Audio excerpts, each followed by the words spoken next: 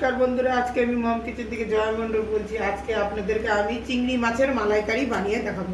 চিংড়ি মাছের মালাইকারি বানার জন্য এখানে আমি গলদা চিংড়ি নিয়েছি, এভাবে কেটে পরিষ্কার করে আধা কেজি আছে। এখানে হলো নারকেল আর কাজু বাদাম আমি পেস্ট করে দুধ বানিয়ে নিয়েছি। এখানে গোটা জিরা, এখানে হলুদ আছে, ধনিয়া গুঁড়া, শুকনো লঙ্কা গুঁড়া, এখানে পাকা কাঁচা লঙ্কা, রসুন, আদা, এখানে পেঁয়াজ কুচি, টমেটোর কুচি, লবণ, আর এখানে ফ্রেশ ক্রিম আছে, আর এখানে তেজপাতা, সোমবারের জন্য তেজপাতা, গোটা গরম মশলা, জিরা, শুকনো লঙ্কা। এখন আমি মাছের ভিতরে লবণ দিয়ে দিব, অল্প একটু হলুদ দিয়ে ভালো করে মেখে। আগের থেকে আমি কড়াই গরম করে রেখেছি, এখন মাছগুলো আমি ভেজে নিব। তেল গরমই আছে।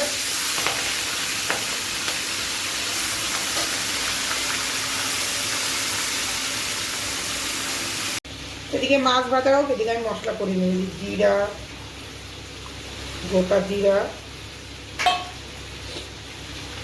আদা, কাঁচা লঙ্কা, রসুন, এগুলো সব আমি এখন পেস্ট করে নেব। সব মাছ ভাজা হয়ে গেছে। মধ্যে ভাজা তেলের মধ্যে আমি এখন একটু তেল দেব। তেল গরমই আছে, এর মধ্যে এখন আমি তেজপাতা সম্বাদ দিল,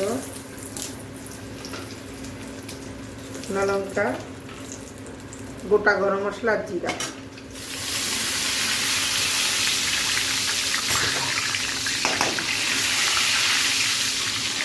এখন এর তেলের মধ্যে পেঁয়াজ কুচি দিয়ে দিব।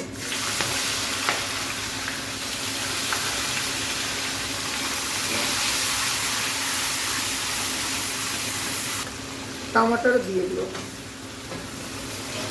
একটু ভাজা ভাজা করে নিব। পেঁয়াজ আর টমেটোর ভাজা হয়ে গেছে, এর মধ্যে আমি সব মশলাগুলো দিয়ে দিব।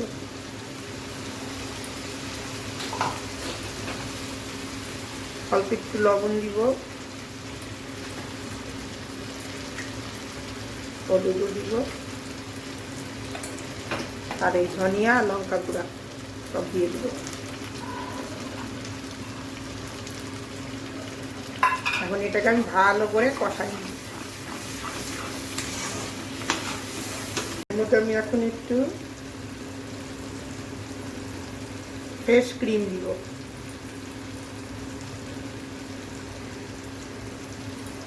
টেস্টের জন্য একটু ক্রিম দিলে ভালো হয়।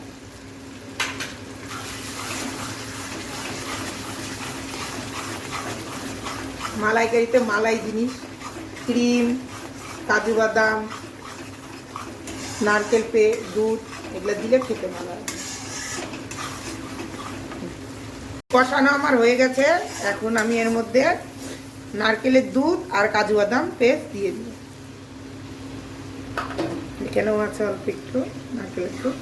এখন এটা ভালো করে ফুটাই নেব। মাছগুলো সব দিয়ে দিব।